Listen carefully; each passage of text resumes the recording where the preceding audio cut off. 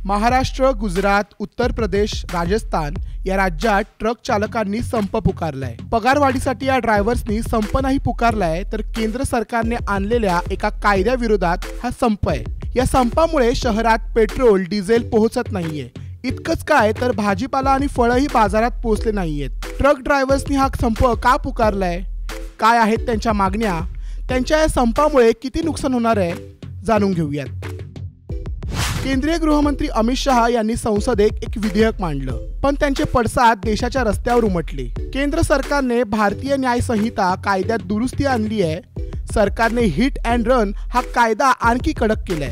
पूर्वी hit and run प्रकरणात कलम 279, 304A, 338 अंतर्गत गुन्हे दाखल व्हायचे। आरोपींवर हलगर्जीपणे गाडी चालवणे, हलगर्जीपणामुळे मृत्यू आणि दुसऱ्याचा जीव धोक्यात घालण्याचा आरोप व्हायचा। या प्रकरणी आरोपीला जास्तीत जास्त 2 वर्षाच्या शिक्षेची तरतूद होती। काही विशेष प्रकरणात कलम 302 म्हणजेच खुनाचे कलमही जोडले जायचे।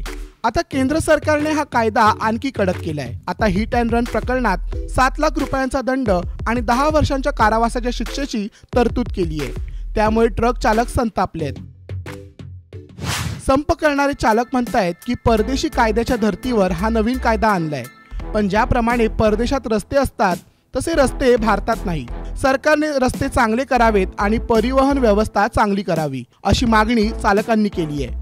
अनेक नवीन नियमांमुळे खूप सारे ड्रायव्हर्स नोकऱ्या सोडून जात आहेत। त्यामुळे आधीच ड्रायव्हरच्या संख्येत 25 ते 30% कमतरता असल्याचे युनियन्सनी म्हटलंय। या कायद्यामुळे ड्रायव्हर्सची संख्या आणखी रोडावेल अशी भीतीही व्यक्त होते।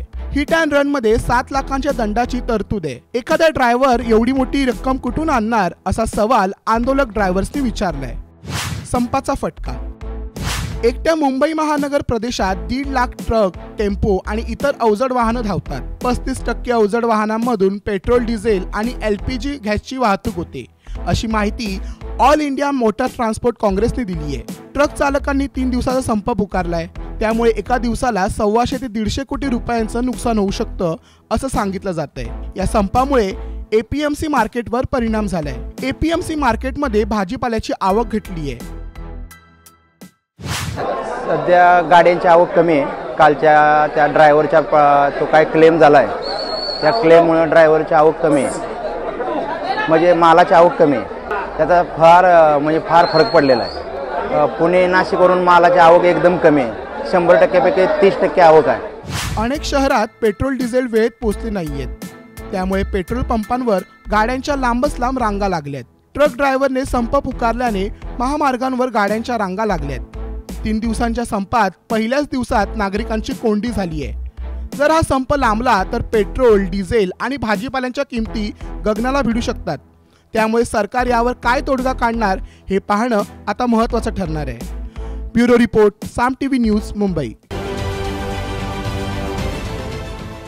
देश विदेशातील प्रत्येक घडामोडींचे लाईव्ह अपडेट मिळवण्यासाठी आता साम टीव्हीच्या सर्व सोशल मीडिया प्लॅटफॉर्मला लाईक, फॉलो आणि सबस्क्राईब करा। तसंच सर्व नोटिफिकेशनसाठी बेल आयकॉन प्रेस करायला विसरू नका।